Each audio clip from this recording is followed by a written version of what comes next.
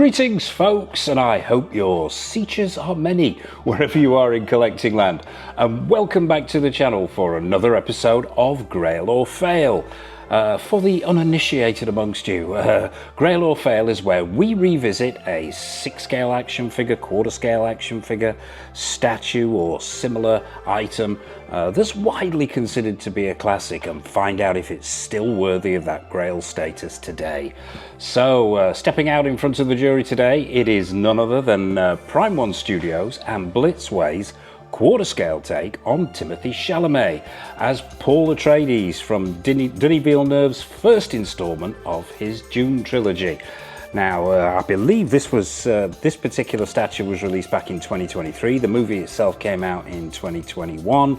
We're waiting for the final installment, and I, for one, am looking forward to it with bated breath. But before we dive in and take a close-up look at Paul Atreides, I would like to send a spice harvester size shout out to everybody who supported the channel. And please drop a like and hype on this video, as it helps other people find Go Figure. And if you haven't already, be sure to mash that subscribe button and bell notification icon so you're not missing any of the action figure, statue, movie memorabilia or collectible stuff that we've got coming up. So, without further ado, let's dive in and find out if Muad'Dib here is a Grail or a Fail. Okay folks, let's get up close and personal with Usul from Prime One Studios and Blitzway. I can't give first impressions on this piece, but I'm going to hold my hands up from the get-go on this episode of Grail or Fail. I am a huge Prime One Studio and Blitzway quarter-scale statue fanboy. I think they do some amazing work. Stunning work. Got a number of their pieces in the collection and I think they are stunning, but this particular piece, I've got to say, one of my favourites. I think it helps to be a huge fan of Dune, which I am. I read the Frank Herbert books when I was a stripling, and they stuck with me for a long time. And as much as I like the David Lynch take in the 80s on Dune, I think I was waiting for Denis Villeneuve's take on Dune, and it didn't disappoint. I know it's a bit divisive, but I absolutely love it. But yeah, back to the statue. Let's do as we always do and start at the bottom and work our way up. I've got to say straight from the get-go, this is one of the heaviest, it's not the biggest, but it is one of the heaviest bases I've ever had from Prime One Studio and Blitzway. It is exceptionally heavy. One huge chunk of polystone. Well, not one chunk of polystone, but it's solid. There's no hollow base going on here. This thing has some real heft to it. So if you're thinking of picking it up, if you find it by some miracle out there in the wild, expect some weight. You're going to need some support to display it. But yeah, it's quite a subtle base here. We've not got a huge amount going on, but I think that is really in keeping with the feel of the movie itself. What you've got is this sort of square, this black square with sort of carved edges, but relatively simple. The thing that really stands out apart from the top of this base is this ornate front done in gold, this beautiful intricate design of a sandworm here, not unreminiscent of the carvings on the wall of the Arrakeen Palace on Dune itself. And I just think it is subtle yet beautiful. I think it captures the feel perfectly and looks phenomenal. And also as well, you've got this laser etched metal nameplate, just says Dune on the front.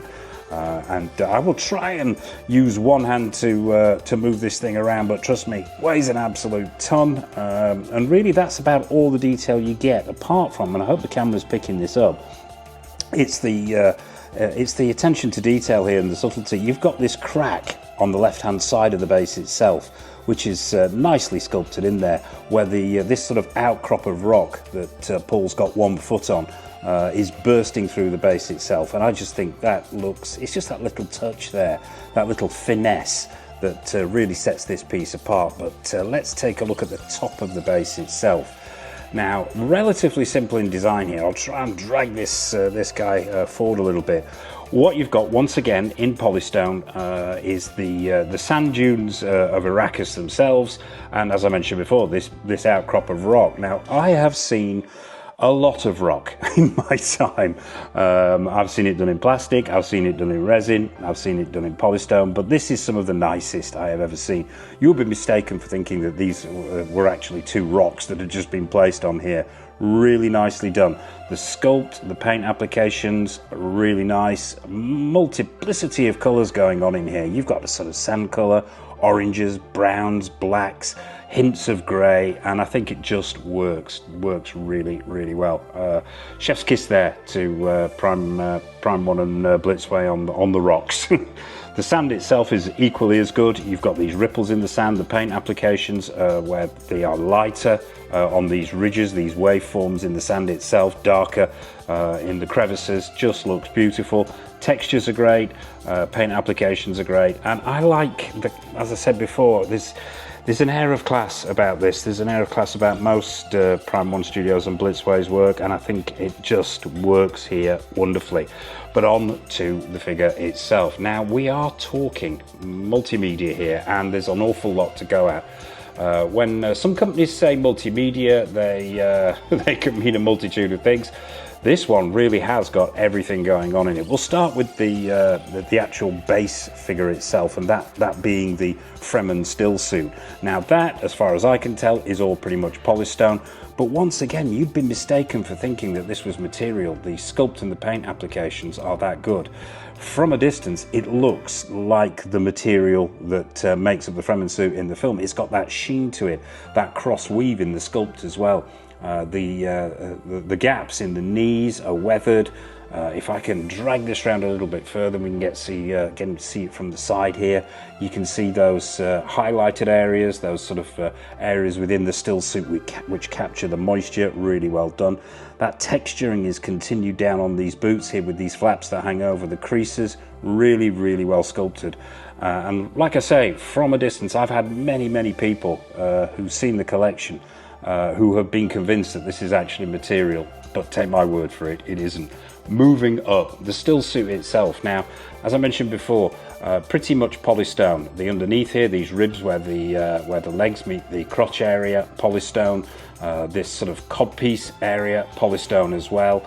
Although these straps here feel a little bit more resin-esque. There's a little bit of give in them there, if you can see that. Yeah, polystone.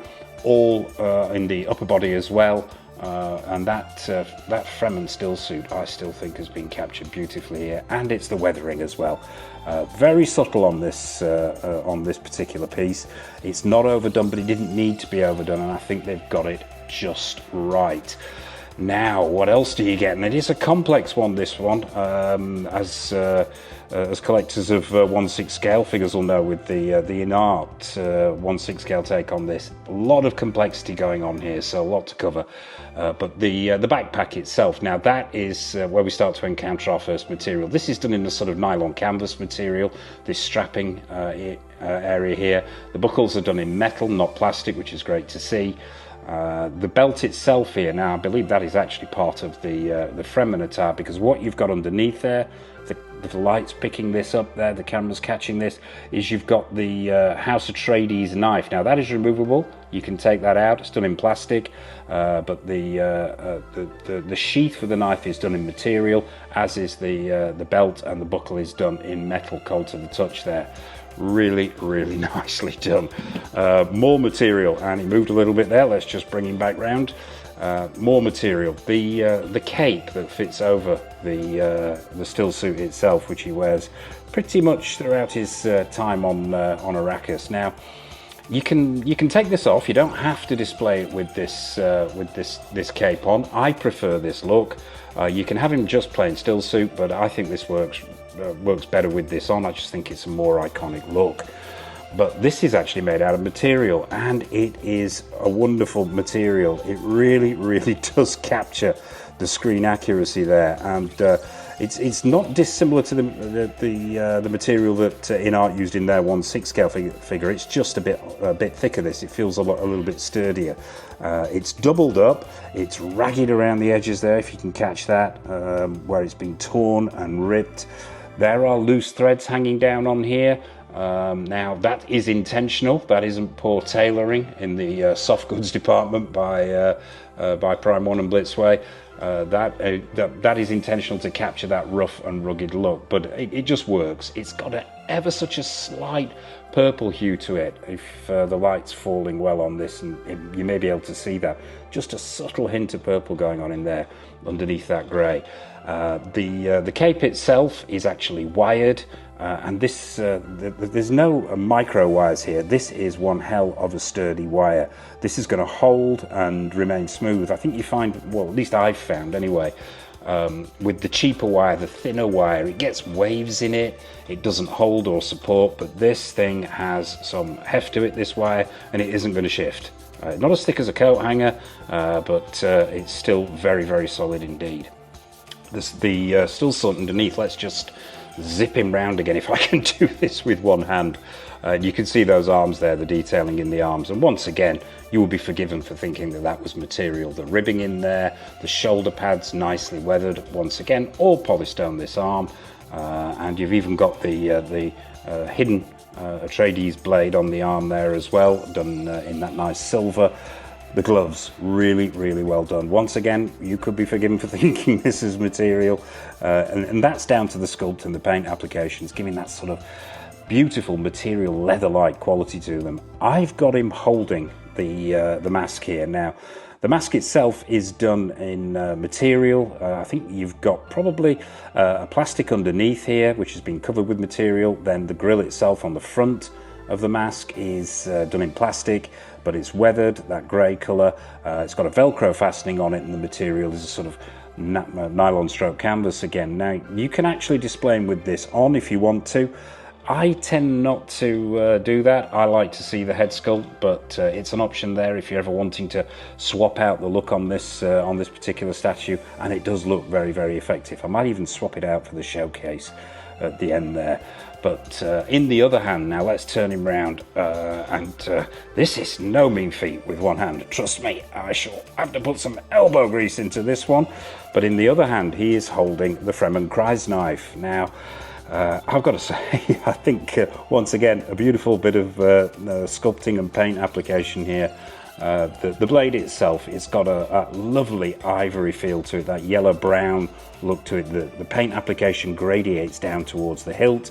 You get that carving in there, that Fremen carving. You also get that on the handle of the knife itself, and I just think it's so iconic, the Kreis knife, and having him holding it is just a great idea. Let's talk about the overall pose that they've gone for here. Now, I think Blitzway and Prime One made the right choice here with this pose. We didn't want, or at least I didn't want anything too dynamic. We wanted movement in there, and I think you get that with the one raised foot on top of the rocky outcrop, and with the cape posed almost as if it was billowing behind him, clutching the Kreis knife and the mask. Just the right amount of movement, but just the right amount of poise, almost as though he's stopped to survey, almost as if he's looking for a sandworm somewhere, and I just think it works. They could have gone with him holding the Kreis knife over his head, and I think Prime One Studios and Blitzway have actually done a third scale version of Paul Atreides where he is holding the knife up over his head. I think that one's yet to land. I'm not 100% certain. But yeah, that third scale version goes for a slightly more dynamic pose, but I love this one. I think this one works really well. That cape that we were talking about, now I'm going to have to stand up for this one, fans out into a hood around the top here, and once again, screen accuracy is there in spades, and underneath that you've got the still suit hood. Now, the still suit hood is as well is made out of material here, and it's made out of this sort of brown, feels like a cotton material. It's lined, and yeah, it just works. The two hoods fall beautifully there, but overall, fantastic work on the soft goods on this statue, in my opinion. I'm going to try and get this guy all the way around so we can see the Fremen pack on the back here. the pack that he's carrying. Now, mentioned before here, you've got a canvas strap going on under here, and it's just beautifully done. It's multi-layered. There's two or three different types of materials to contrast here, and then the layer of material underneath. But the whole pack itself, and this has got some heft to it, although it is sort of free moving on his back here. Now this, I believe, is made out of a polystone as well. It's sort of got that polystone feel to it, and it's cold to the touch. But once again, sculpting paint applications, you would be forgiven for thinking that is actually material there. And the strapping continues over the top shoulder. It's the sculpting in here, the sculpting of the creases to give it that material look, and also the paint applications as well. And pretty much everything that you see on the backpack in the movie is included here as well. So there you have it. That's the beautiful backpack, and you get to see how that tattered cape flows behind him when you pose it right there and you use those wires.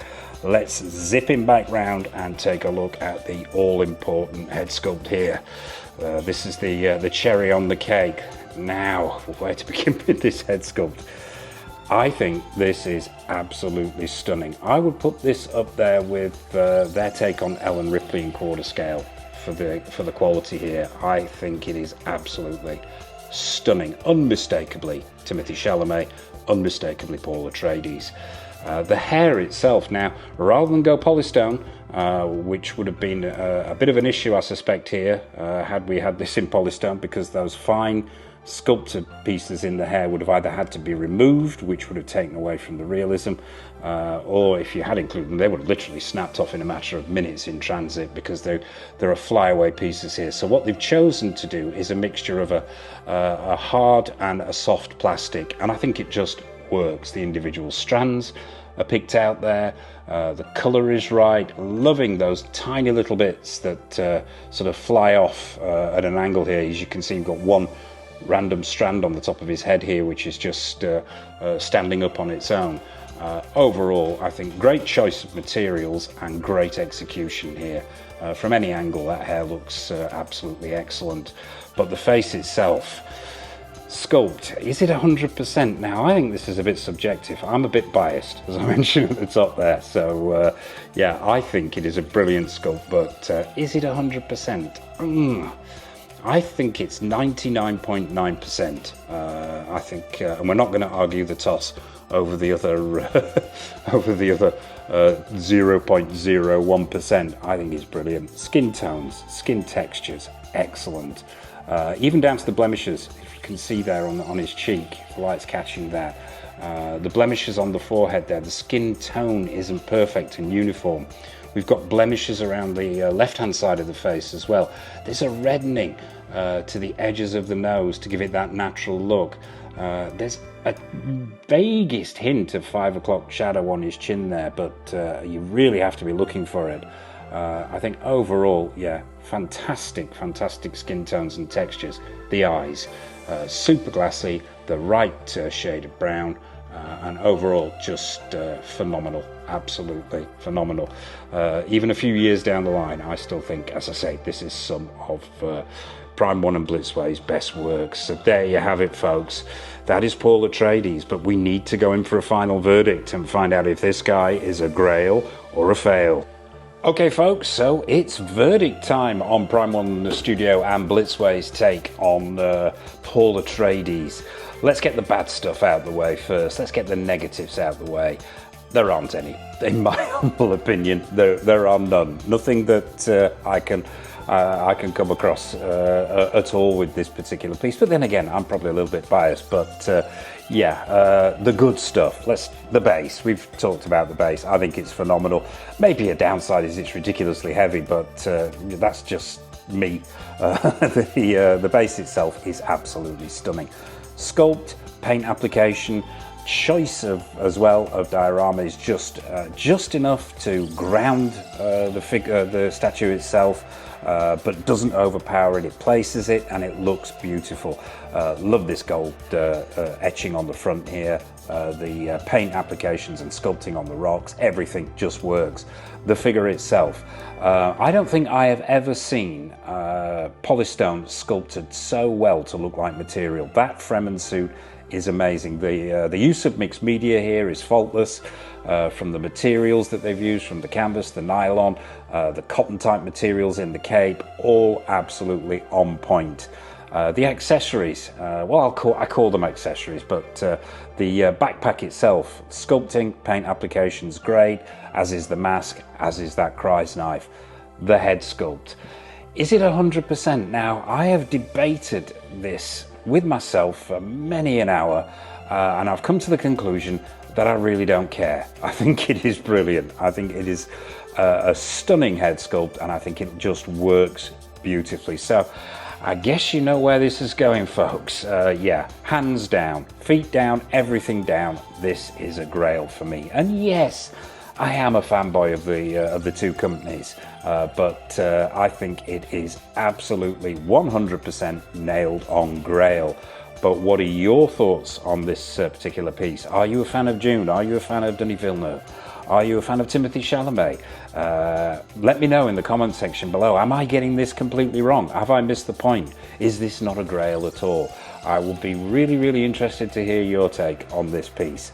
And I guess that about wraps it up for this episode of Grail or Fail, folks. And it's 100% thumbs up, nailed on Grail. What have we got coming up on the channel? Well, in the quarter scale statue world, we've got another one from Blitzway. That's the Al Pacino, aka Tony Montana, aka Scarface quarter scale statue, which is wending its way towards us as we speak, and we'll be going straight in front of the camera as soon as it arrives. In the 6 scale world, we've got action figures from Hot Toys, InArt, Susu Toys, Present Toys, Caustic Plastic, Exo 6 Iconic Studios, the list goes on. The next one, actually, the next big one coming in, fingers crossed, will be Iconic Studios' take on Connor McLeod, aka Christopher Lambert, from that other 80s classic that is Highlander. So hopefully that'll be with us soon as well. And we've got plenty more episodes of Grail or Fail. We've got plenty more retro reviews, showcases, and we've got a new tour video coming up very, very soon as well, so stay tuned for that. So as I mentioned at the top there, be sure to hit that subscribe button and bell notification icon so you're not missing any of the good stuff. And I suppose all that remains for me to say, from myself, from the Grail that is Paul Atreides, a massive thank you for watching as always, and until next time on the channel, take care of yourselves, happy collecting, and it's over to the showcase. Hey!